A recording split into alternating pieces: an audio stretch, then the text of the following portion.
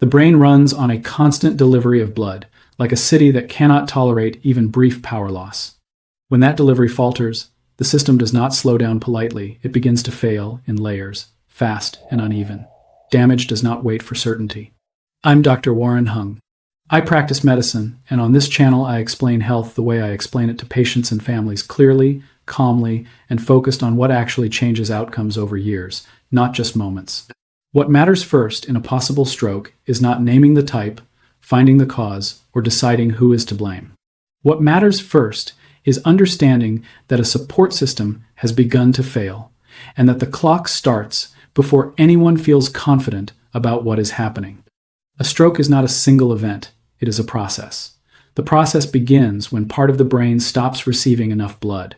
Blood is not just fluid, it is delivery. It carries oxygen, which brain cells use to make energy. It carries glucose, the fuel those cells burn every second. It also carries away waste. When flow drops, all of that stops together. Brain cells are different from muscle or skin. They do not store fuel. They do not tolerate interruption.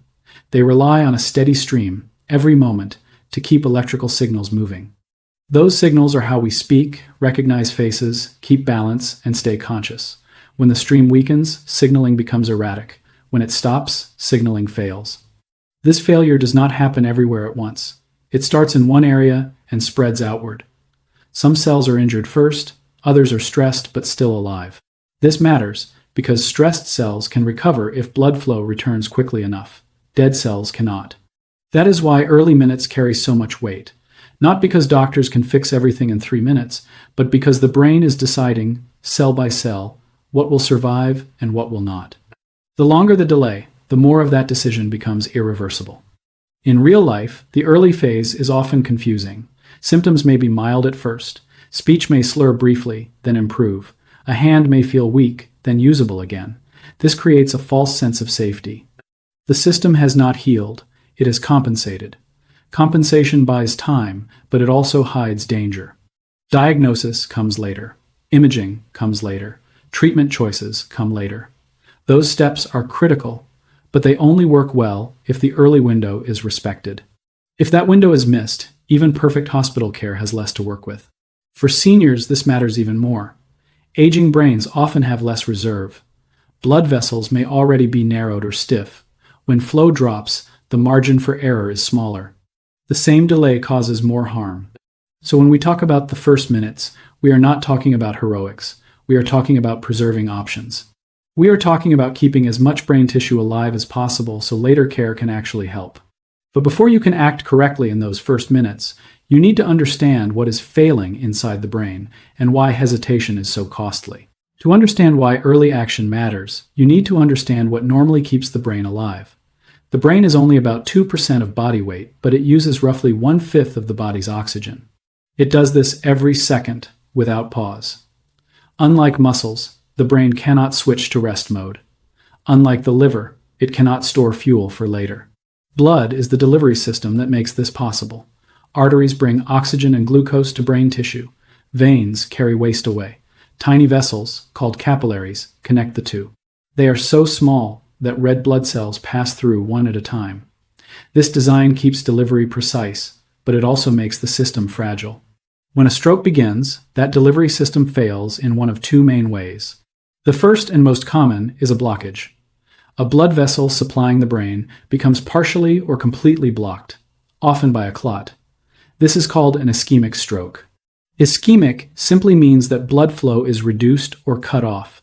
Nothing explodes, nothing bursts. The problem is starvation. The second is bleeding. A weakened vessel ruptures and leaks blood into or around the brain. This is called a hemorrhagic stroke. Here, blood is in the wrong place. Pressure rises. Nearby tissue is compressed and deprived of normal flow. In both cases, the outcome is similar at the cellular level. Brain cells are deprived of oxygen and glucose. Without oxygen, cells cannot make energy efficiently. Without energy, they cannot maintain their electrical balance. This balance is what allows neurons to send signals. When energy production drops, the first thing that fails is signal control.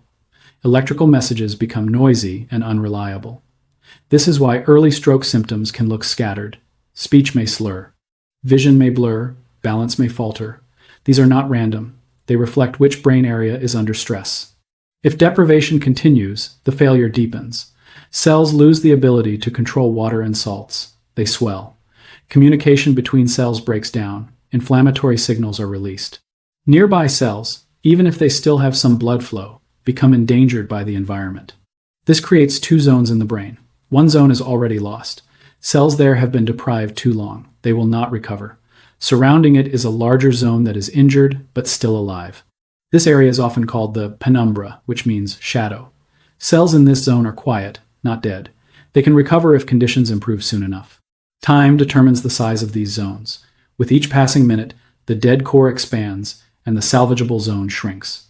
This is why stroke is described as time-dependent. The clock is not symbolic. It reflects biological thresholds being crossed. Importantly, the brain does not feel pain when this happens. There are no pain sensors inside brain tissue. This is another reason strokes are deceptive. The absence of pain does not mean the absence of injury. In seniors, these processes move faster. Aging blood vessels are less elastic. Many have silent narrowing from years of pressure, smoking, or metabolic disease. When flow drops, there is less backup circulation.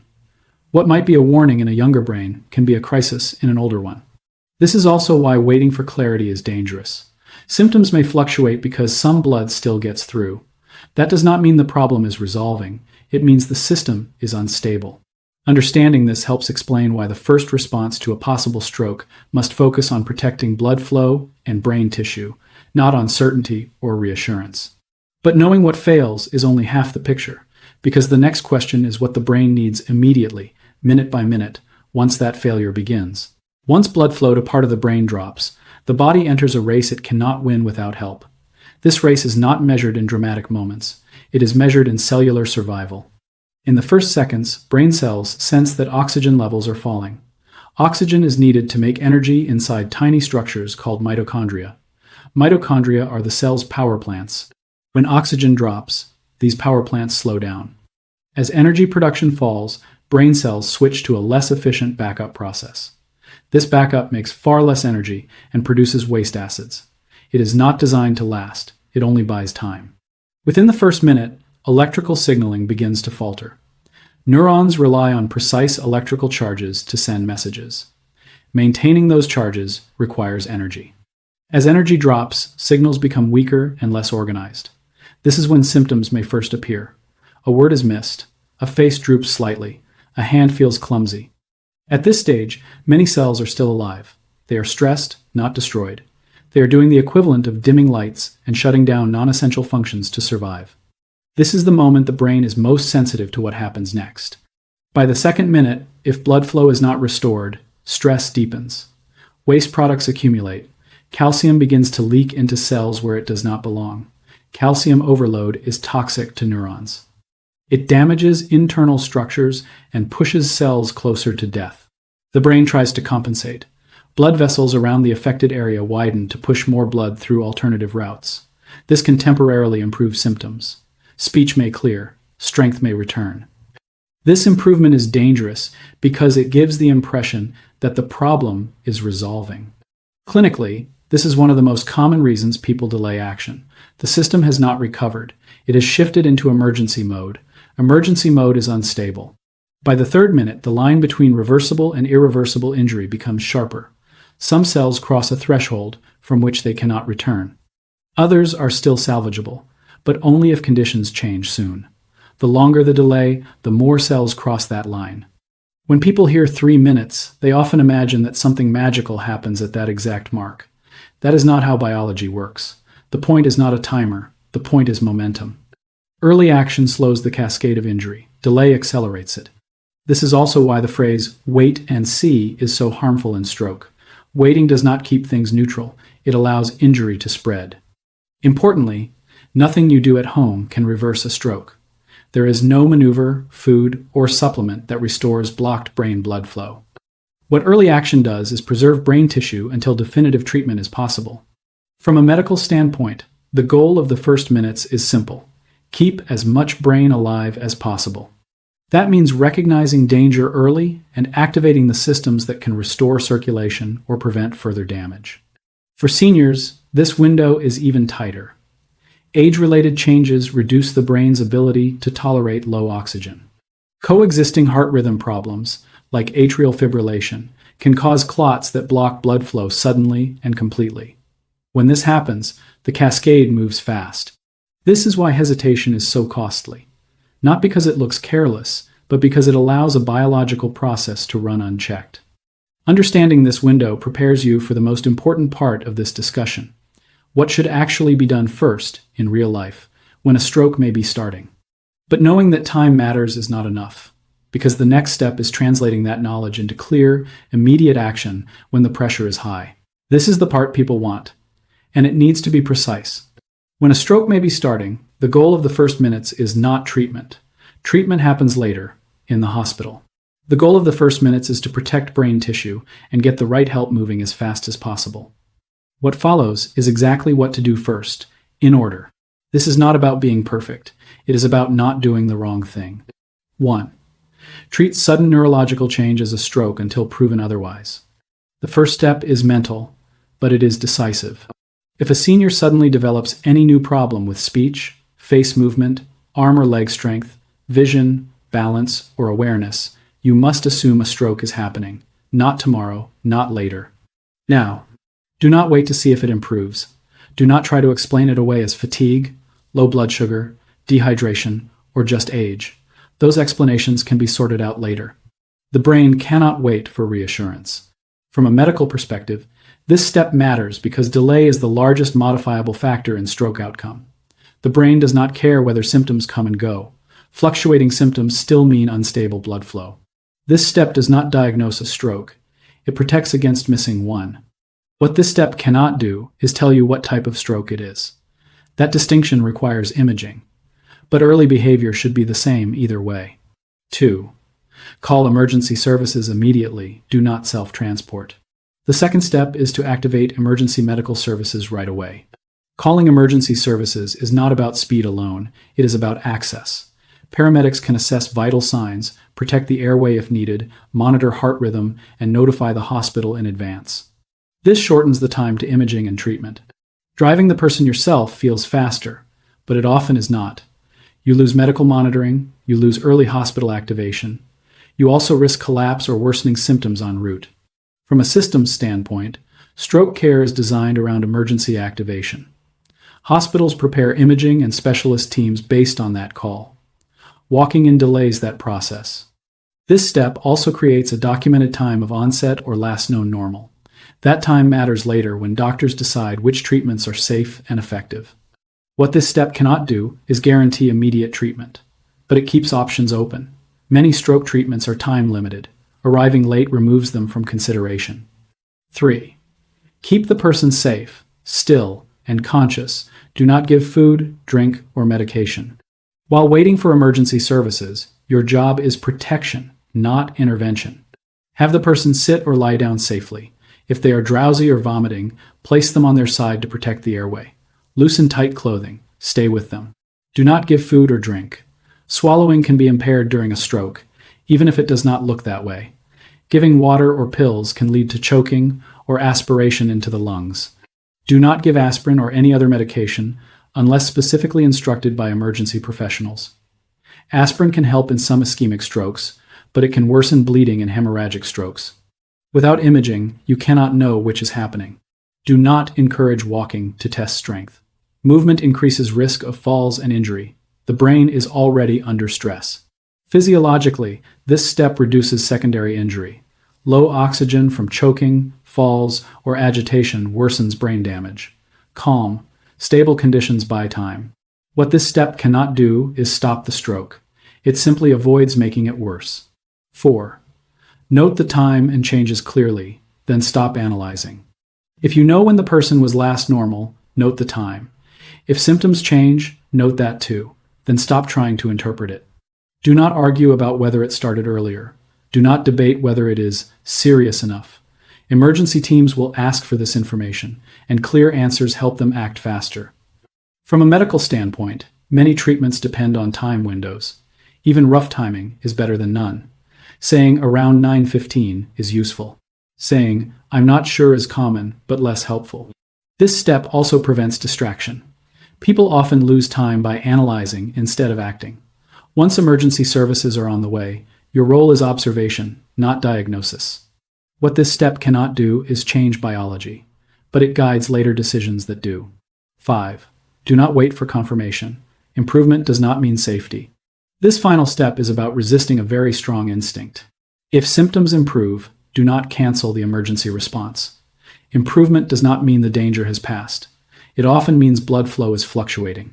That instability carries a high risk of sudden worsening. Clinically, transient improvement can occur in both ischemic and hemorrhagic strokes. It does not rule either out. It also does not protect against recurrence minutes or hours later. For seniors, this is especially important. Short-lived symptoms are sometimes dismissed as mini-strokes. Even when symptoms resolve, the risk of a full stroke in the following hours to days is high without medical evaluation. This step matters because many severe strokes are preceded by warning events that were ignored because they passed. What this step cannot do is prevent future events on its own, but it ensures the person enters care while intervention is still possible. These steps are not complicated, and they are not dramatic. They are designed to work under stress, when thinking narrows and time feels distorted. None of them cures a stroke. None of them replaces hospital care. What they do is protect the brain's remaining chance to recover. In medicine, we often say that treatment starts long before the first scan. In stroke, that is literally true. But what happens after those first minutes depends on what kind of stroke this is, how quickly care continues, and why speed still matters even after help arrives.